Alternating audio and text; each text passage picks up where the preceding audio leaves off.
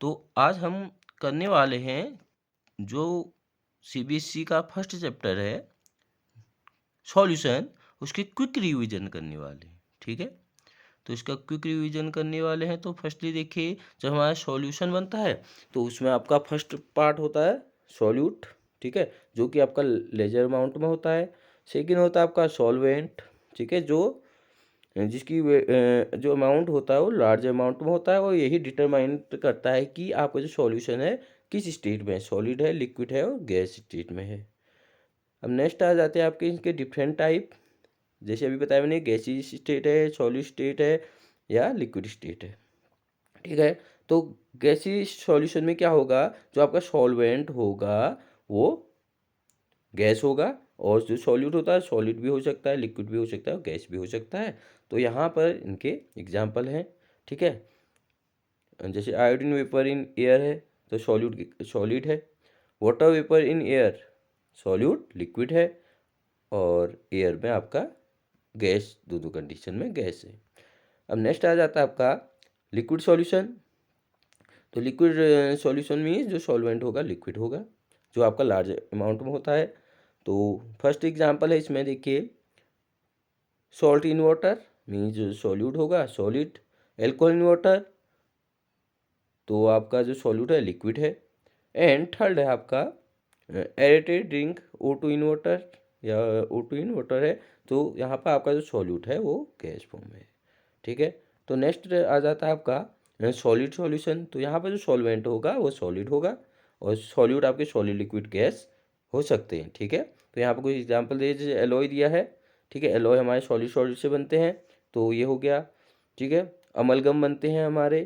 ठीक है, तो यहाँ पर जो सॉल्यूट है वो आपका लिक्विड है। थर्ड आ जाता है आपका solution of hydrogen in palladium. तो यहाँ पर हाइड्रोजन क्या होता है, गैस होता है। ठीक है, तो इससे हमारा सॉलिड सॉल्यूशन कंप्लीट हो गया। अब नेक्स्ट आगे, अब जो हम कंसंट्रेशन के लिए यूज करते हैं, तो फर्स्ट है आपका मास परसेंटेज। ठीक है, तो mass percentage solute upon total का मास मल्टीप्लाई 100, वो सेम वॉल्यूम का हो जाता है। ठीक है, तो वॉल्यूम का क्या होगा, solute upon total volume multiply 100। Mass by volume का है, देखो मास बाय वॉल्यूम ऐसे आप डिटरमाइन कर सकते हो। ऊपर आपका न्यूमरेटर में मास आ जाएगा, डिनोमिनेटर में वॉल्यूम आ जाएगा, मल्टीप्लाई 100। मास फ्रैक्शन है, तो x1 दिया है तो x1 का निकाल ले हो, तो में जो टू कंपोनेंट हैं, ठीक है, एक 1 है एक 2 है। ठीक है, दोनों का निकालना है, तो जिसका निकालना है आपको, अगर फर्स्ट का निकालना है तो मास फर्स्ट का अपॉन टोटल मास। सेकंड का निकालना है तो mass of second component upon total. Strength हो गया आपका, हम सॉल्यूट का निकालते हैं तो आपका W2 अपॉन वॉल्यूम। ठीक है, क्या अगर मिलीलीटर में लेना है तो 1000 से मल्टीप्लाई कर देना है। ठीक है, पार्ट्स में मिलियम। तो यहाँ पर आपका क्या होता है कि जो आपका सॉल्यूट होता है उसकी अमाउंट बहुत कम होता है, तो इसको हम 10⁶ से मल्टीप्लाई कर देते हैं। मोलरिटी तो ये number of moles of solute upon volume in millilitre होता है। ठीक है, अब मोलैलिटी है तो number of moles upon mass of solvent. ठीक है, ग्राम में हो गया तो 1000 से मल्टीप्लाई कर देना है। मोल फ्रैक्शन तो आपका क्या होता है, number of moles upon total number of moles. आज चाहे आप फर्स्ट का निकाल ले हो, सेकंड का निकाल ले हो। ठीक है, अब गैसेस में दिया है आपको यहाँ पर P1 upon P1 plus P2 same है। ठीक है, Y2 तो जैसे आपका मोल फ्रैक्शन होता है ना, x1 plus x2 equal to 1, same यहाँ पर y1 plus y2 equal to 1।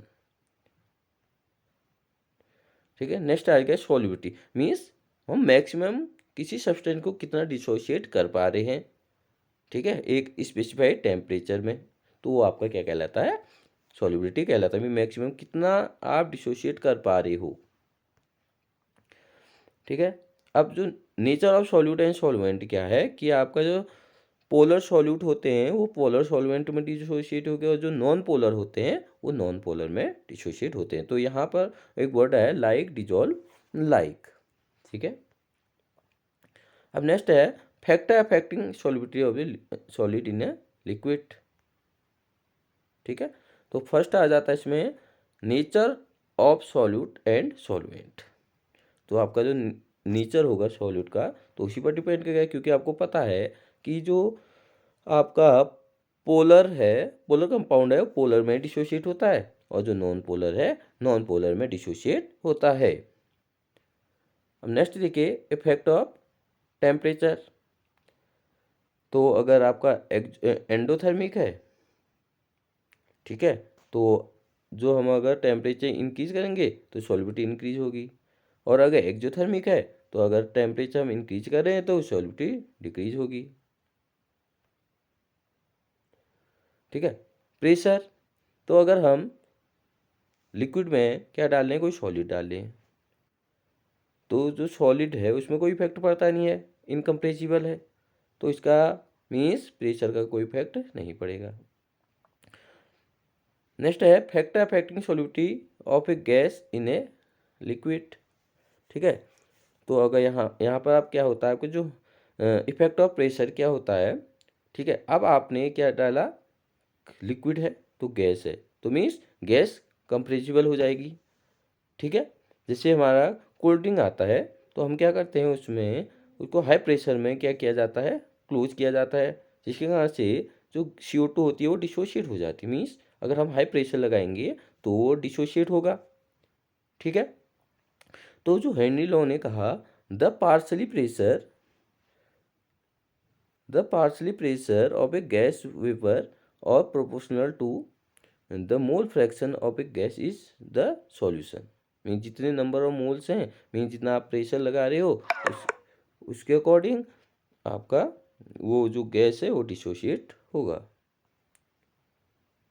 ठीक है, तो जो यहाँ पर पी है कि है के एच इंटू काई, काई मीन मोल फ्रैक्शन, तो मोल फ्रैक्शन क्या है, number of moles per depend करता है, और के एच यहाँ पे हेनरी कांस्टेंट। ठीक है, और ये आपके डिफरेंट गैस के लिए डिफरेंट होता है।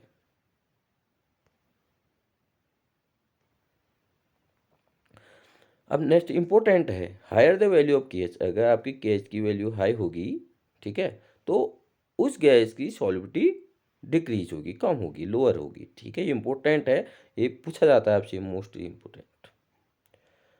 Effect of temperature. ठीक है, तो क्या है यहाँ पे जो एक्सोथर्मिक प्रोसेस है, तो लेचेट के अकॉर्डिंग क्या होता है, सॉल्युबिलिटी शुड डिक्रीज भी इंक्रीज ऑफ टेम्परेचर होता है ना, कि एक्सोथर्मिक में एंथैल्पी निगेटिव में होती है, तो ठीक है, तो उस कंडीशन में जो सॉल्युबिलिटी है वो क्या होगी, डिक्रीज होगी। राउल्ट्स लॉ, तो राउल्ट्स लॉ के अकॉर्डिंग क्या है आपका, देखिए it state that the solution of volatile liquid the partially vapour pressure of each component of the solution is directly proportional to the mole fraction present in solution. ठीक है, means जो आपका क्या है वेपर प्रेशर है वो directly proportional होगा number of moles की। ठीक है, मीन्स जो काय है या जो मोल फ्रैक्शन है उस वो किस पर depend, number of moles per depend है, तो वो आपके डायरेक्टली प्रोपोर्शनल टू होगा। ठीक है, और जो यहाँ पर P01 लिखा है या P02 लिखा है, ये क्या है, एक प्योर कंपोनेंट है, तो उनका वेपर प्रेशर है। ठीक है, तो P1 इक्वल टू P01 काई 1, P2 इक्वल टू P02 काई 2। ठीक है, तो जो यहाँ पर दिया है आपको इम्पोर्टेंट है।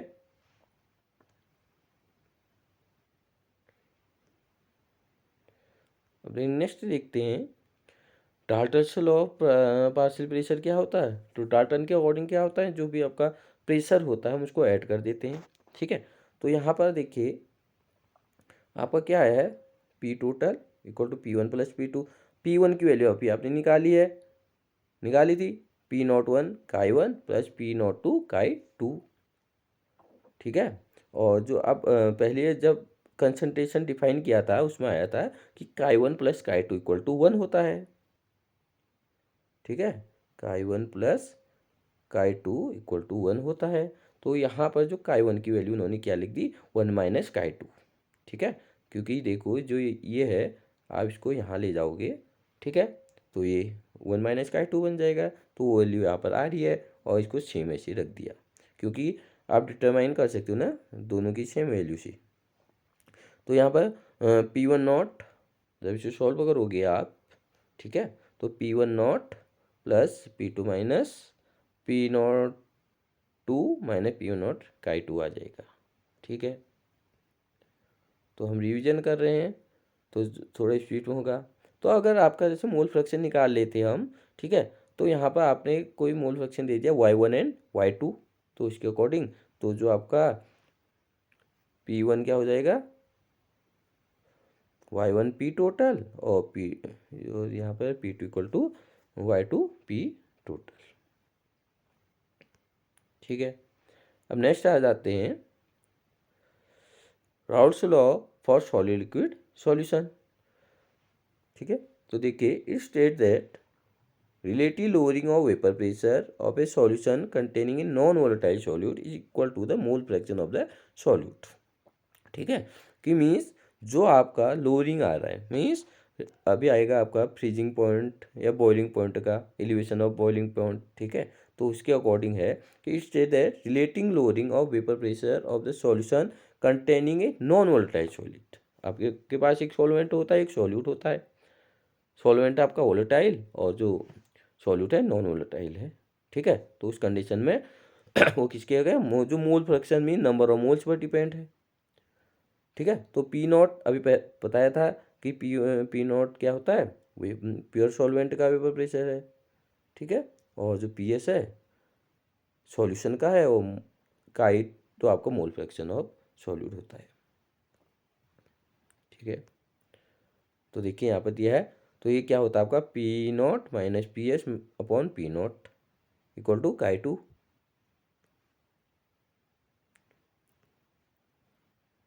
ठीक है, अब आ जाते हैं हम ideal and non ideal solution में। तो जो आप देखिए जो आइडियल सॉल्यूशन होता है वहाँ पर क्या है, जैसे आपके पास एक सॉल्यूट है, एक सॉल्वेंट है। ठीक है, तो अब आपने क्या करना है, आप जैसे आपने सॉल्वेंट को ए मान लिया, सॉल्यूट को बी मान लिया। ठीक है, अब जो इनका इंटरेक्शन होगा, अब जब वो सॉल्यूशन बनाएंगे तो क्या होगा, ए एंड बी कंबाइन होंगे। तो ए और बी कंबाइन होंगे तो आपका एक जो सॉल्यूशन बनेगा ए बी का। अब जो उनका इंटरेक्शन है वो सेम है। ठीक है, जो ए बी का इंटरेक्शन बनेगा, ठीक है, जैसे आपका क्या है ए और दूसरा बनना है बी। ये आपने ले लिया, एक सॉल्वेंट ले लिया और एक सॉल्यूट ले लिया। अब जब आप इनको ऐड करोगे तो आपका क्या बन जाएगा ए बी। अब जो ये बॉन्ड फॉर्मेशन हो रही है यहाँ पर, ठीक है, तो ये इस पर डिपेंड है। अगर इनका जो बॉन्ड फॉर्मेशन सेम है, ए का, बी का और ए बी का, मीन्स जब प्रोडक्ट बनना है तो अगर सेम है तो कोई चेंज नहीं होगा। ठीक है, तो वहाँ पर जो आपकी एंथैल्पी होती है वो भी चेंज नहीं होगी, क्योंकि इंटरेक्शन सेम है, ये बॉन्ड फॉर्मेशन सेम हो रहा है, वॉल्यूम में चेंज नहीं होगा। ठीक है, तो ये आपका आइडियल सॉल्यूशन शो करता है। ठीक है, जो राउल्स लॉ को फॉलो भी करता है। अब नेक्स्ट आ जाता है पॉजिटिव डेविएशन। अब देखिए अभी तक हमारा जो राउल्स लॉ ये बन रहा था आइडियल सॉल्यूशन, अब इसमें कुछ डेविएशन आ जाते हैं। तो ठीक है, तो डेविएशन आ जाते हैं तो आप ये डिटरमाइन करेगा कि जो आपका ए बन है या बी है और जो ए बी बन रहा है। ठीक है, अगर आपका जो ए और बी में स्ट्रॉन्ग बॉन्ड है, ठीक है, ये क्या है, स्ट्रॉन्ग बॉन्ड है, और जो आपका प्रोडक्ट बन रहा है ए बी वो वीक बॉन्ड बन रहा है। ठीक है, वो क्या बन रहा है आपका वीक बॉन्ड बन रहा है, मीन्स वो इजीली क्या हो जाएगा, ब्रेक डाउन हो जाएगा। मीन्स तो यहाँ पर जब इजीली वो ब्रेक डाउन होगा तो ये आपका जो डेविएशन है वो शो करेगा, मीन इजीली हो रहा है, मीन ऊपर की ओर ये। ठीक है, ये आपका था, तो इस टाइप से आपका ऊपर की ओर बनने लग जाएगा। ठीक है, मीन इजीली ब्रेक हो जा रहा है, ये समझ लो कि इजीली ब्रेक हो रहा है वहाँ पर। ठीक है, नेक्स्ट है निगेटिव डेविएशन। तो निगेटिव में क्या होगा, जो आपका ए एंड बी का इंटरेक्शन था वो वीक होगा, मीन रिएक्टेंट का वीक है और जो प्रोडक्ट का है वो स्ट्रॉन्ग बॉन्ड है। ठीक है, जैसे आप हाइड्रोजन बॉन्ड शो कर सकते हो, क्लोरोफॉर्म एंड एसीटोन में आपका हाइड्रोजन बॉन्ड बनता है। तो जब हाइड्रोजन बॉन्ड बनेगा तो स्ट्रॉन्ग बॉन्ड होगा, तो इजीली ब्रेक नहीं होगा, तो वहाँ पर आपका जो डेविएशन बनता है ऐसे नीचे की ओर बन जाता है। ठीक है, तो वो आपका क्या हो जाता है, निगेटिव डेविएशन हो जाता है। ठीक है, तो यहाँ पर कुछ एग्जांपल दिए, देखिए जो आइडियल होता है मोस्टली सेम सॉल्यूशन होते हैं आपके। जैसे यहाँ पर दिया है कि dilute solution benzene plus toluene n hexane n hen heptane. ठीक है, तो पॉजिटिव में है आपके एसीटोन है, एथेनॉल है, एसीटोन प्लस CH2 है, वाटर एंड मेथेनॉल है।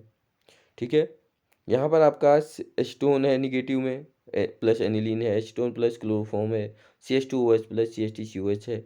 ठीक है, तो आप ये समझ लो कि जो निगेटिव डेविएशन है उसमें आपका स्ट्रॉन्ग बॉन्ड बनेगा प्रोडक्ट में, और जो पॉजिटिव है उसमें वीक बॉन्ड बनेगा। ठीक है, नेक्स्ट आ जाते हैं आपका एज़ोट्रॉप्स। ठीक है, तो आप जो एज़ोट्रॉप्स हैं वो क्या है कि कोई आपका मिक्सचर है एक फिक्स्ड टेम्परेचर में क्या होगा, कांस्टेंट टेम्परेचर में बॉईल हो जाएगा।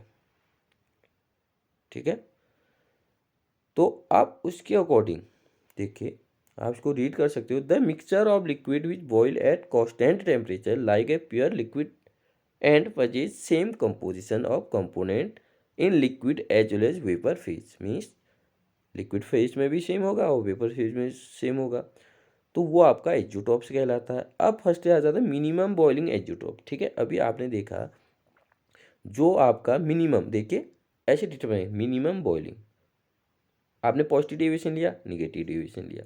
ठीक है, तो जो आपका पॉजिटिव था क्या हो रहा था कि पॉजिटिव जो प्रोडक्ट बनना था उसमें जो बॉन्ड फॉर्मेशन था वीक था।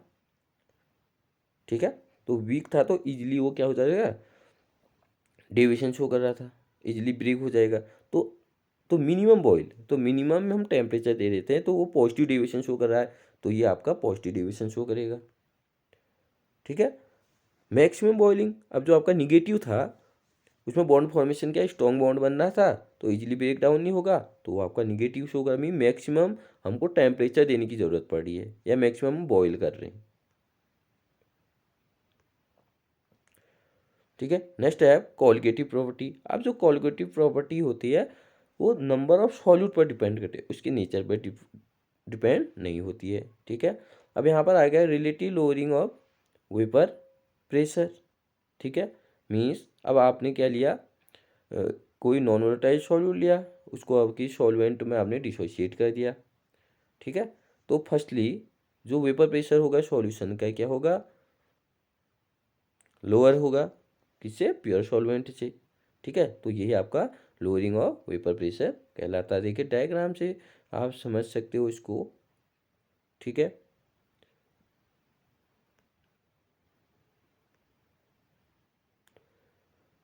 हाँ, ठीक है, तो यहाँ पर देखिए एलिवेशन ऑफ बॉइलिंग पॉइंट आ गया आपका।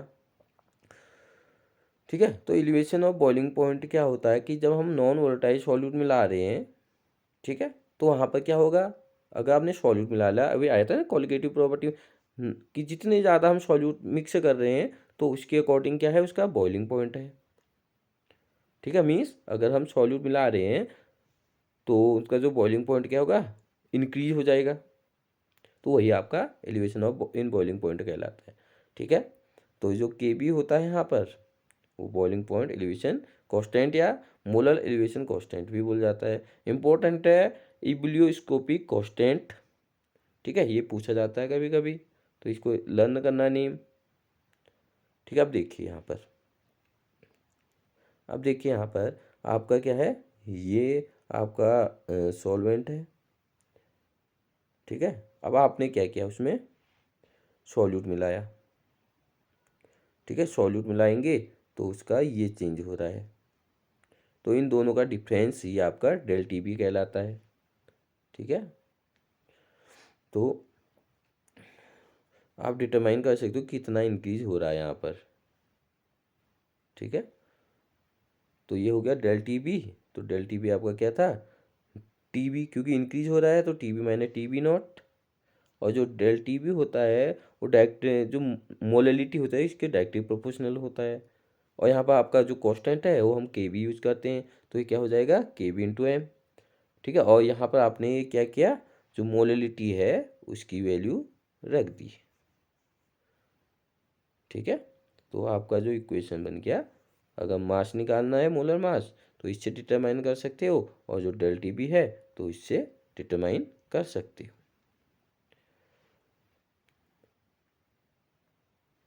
अब नेक्स्ट आ गया आपका डिप्रेशन इन फ्रीजिंग पॉइंट। तो अब जब हम कुछ नॉन वोलेटाइल मिलाएंगे तो वहाँ पर जो फ्रीजिंग पॉइंट है उसका प्योर सॉल्वेंट का वो डिक्रीज हो जाता है। ठीक है, वो आपका क्या कहलाता है, डिप्रेशन ऑफ फ्रीजिंग पॉइंट। तो ठीक है, जैसे वहाँ पर हम के बी यूज कर रहे थे तो के एफ यूज करेंगे। ठीक है, जो आपका फ्रीजिंग पॉइंट डिप्रेशन कांस्टेंट कहलाया, मोलर डिप्रेशन कांस्टेंट कहता है, इंपॉर्टेंट है, इसे हम क्रायोस्कोपिक कांस्टेंट भी बोलते हैं।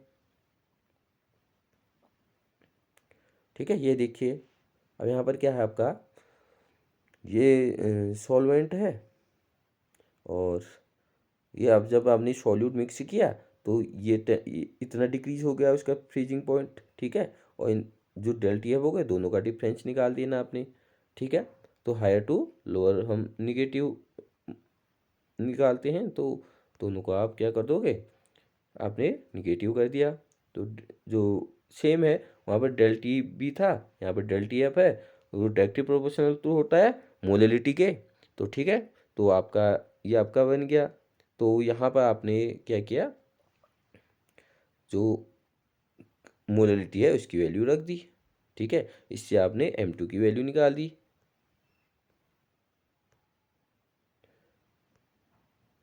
अब नेक्स्ट आ गया आपका ऑस्मोसिक है, ऑस्मोटिक प्रेशर। ठीक है, the movement of solvent molecule from less concentration solution to more concentration solution through semi permeable membrane. तो आपका लेस कंसंट्रेशन से हाई कंसंट्रेशन की ओर सेमी परमेबल मेम्ब्रेन के थ्रू क्या होगा, ट्रांसफर हो रहा है कंसंट्रेशन का, तो वो आपका ऑस्मोसिस कहलाता है। ठीक है, तो नेक्स्ट है आपका ऑस्मोटिक प्रेशर। अगर हम देखो ऊपर से आपके पास कोई सॉल्यूशन है, अब आपके लेस कंसंट्रेशन से हाई कंसंट्रेशन की ओर जा रहा है, तो अब आपने वहाँ पर क्या किया, प्रेस कर दिया। तो प्रेस करेंगे तो क्या होगा, तो अगर हम प्रेस करेंगे तो जो आपका जो कंसन लो कंसंट्रेशन से हाई कंसंट्रेशन की ओर जा रहा है तो वो रुक जाएगा, तो आपका ऑस्मोटिक प्रेशर कहलाता है। ठीक है, तो इसका फॉर्मूला है pi equal to C R T. तो सी होता है एन अपॉन वी, तो एन होगा नंबर ऑफ मोल्स, तो नंबर ऑफ मोल्स की वैल्यू आपने यहाँ पर रख दी। ठीक है,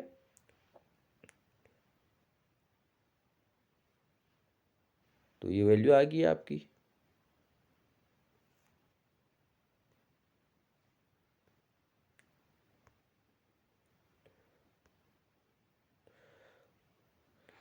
अब देखिए इसमें क्या कह रहा है, टू सॉल्यूशन है, मोस्ट इम्पोर्टेंट है, two solution having same osmotic, two solution है उनका अगर सेम ऑस्मोटिक प्रेशर है तो आपका वो आइसोटोनिक कहलाता है।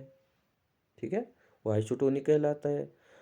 अब एक सॉल्यूशन है उसमें आपका एक का कंसंट्रेशन हाई होगा, एक का लो होगा। ठीक है, एक का क्या होगा, हाई होगा, एक का लो होगा। तो जो लोअर ऑस्मोटिक प्रेशर है वो क्या कहलाता है, हाइपोटोनिक। और जो दूसरा होगा वो क्या कहलाएगा, हाइपरटोनिक। ठीक है,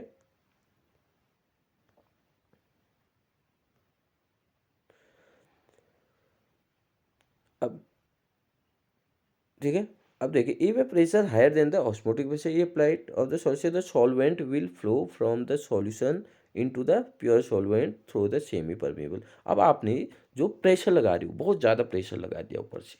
ठीक है, ऊपर से जो ऊपर,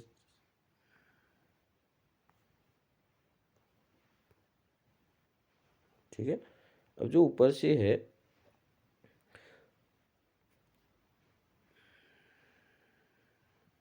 ये देखिए अब यहाँ पर है आपका, ठीक है, अब ये पास हो रहा है माना। अब आपने क्या किया, यहाँ पर बहुत ज़्यादा प्रेशर लगा दिया, तो क्या होगा, प्रेशर हाई होने के कारण से ये रिवर्स वर्क करेगा। तो रिवर्स वर्क करेगा तो ये आपका क्या कहलाता है, रिवर्स ऑस्मोसिस कहलाता है। ठीक है, तो ये क्या कहलाता है आपका, रिवर्स ऑस्मोसिस। अब abnormal molar mass, when the molecular mass of a substance determined by any of the colligative property. समझ में आ रहा है कि कॉलिगेटिव प्रॉपर्टी क्या है, नंबर ऑफ सॉल्यूट पर डिपेंड है। तो यहाँ पर क्या होता है, एक आपका एसोसिएशन शो करता है और एक डिसोसिएशन शो करता है। ठीक है, तो abnormal molar mass are observe when the solution is non ideal और द सॉल्यूट अंडरगो एसोसिएशन और डिसोसिएशन। ठीक है, या तो आपका एसोसिएशन होगा, यहाँ पर डिसोसिएशन होगा। तो इसके अकॉर्डिंग हम क्या निकाल लेते हैं, वेंट हॉफ फैक्टर निकाल देते हैं, जिसको हम आई से डिनोट करते हैं। It is defined the ratio of the experimental value of the colligative property of the calculate value of the colligative property. Mean जैसे आपने लिया CaCl2 लिया, CaCl2 लिया। ठीक है, अब आपने इसको डिसोशिएट किया तो क्या बन जाएगा, Ca2 positive plus 2Cl negative. ठीक है, तो ऐसे आपने डिसोशिएट करना है और उससे आपकी जो वेंट हॉफ फैक्टर आई की वैल्यू आ जाती है। ठीक है, तो देखिए अगर आपका डिसोशिएशन हो रहा है, ठीक है, तो डिसोशिएशन हो रहा है इन द सॉल्यूशन एंड अगर आपका एसोसिएशन हो रहा है तो दोनों वैल्यू दी है यहाँ पर कि लेस देन भी हो सकता है, ग्रेटर देन भी हो सकता है। तो ये डिटरमाइन करेगा, जैसे अभी मैंने बताया CaCl2, तो Ca2 positive plus 2Cl negative बनना है। ठीक है, तो मीन्स कितने बन गए, एक तो आपका Ca2 पॉजिटिव बना, एक 2Cl निगेटिव बना, तो 3 होगी। ठीक है, फॉर सब्सटेंस अंडरगो एसोसिएशन और dissociation in the solution the various expression for the colligative properties in modified as follow. ठीक है, मीन्स वही है कि आप कैसे डिटरमाइन कर सकते हो, तो उसका इक्वेशन है ये कि observe value of the colligative property. ठीक है, अगर डाइमर बनने हैं, आपने 2 कंपोनेंट लिए, उसका डाइमर बना दिया, मैं एक ही बन गया। ठीक है, तो क्या हो जाएगा, 1/2 हो जाएगा। जैसे यहाँ पर आया था ना, CaCl2 बनाया था तो आपका 3, और जो कंपोनेंट जो आपने लिया है रिएक्टेंट में 1 लिया है, तो फिर वैल्यू आपकी 3 हो जाएगी, ग्रेटर देन 1 हो रहा है। ठीक है, और अगर, तो ये तो हो गया डिसोसिएशन। एसोसिएशन में क्या होगा, आपने डाइमर बनाया तो 1/, आपने 2 कंपाउंड लिए तो 1/2 हो गया। ठीक है, अब नेक्स्ट ऐसे देखिए, एसोसिएशन और डिसोसिएशन दिया है आपको यहाँ पर। ठीक है, अब जो आपका आई है, जितनी भी आपने इक्वेशन शो किए थे, कहीं पर भी आप यूज कर सकते हो उसको, अगर आपको इक्वेशन में दिया है। ठीक है, तो ये आप शो कर सकते हो।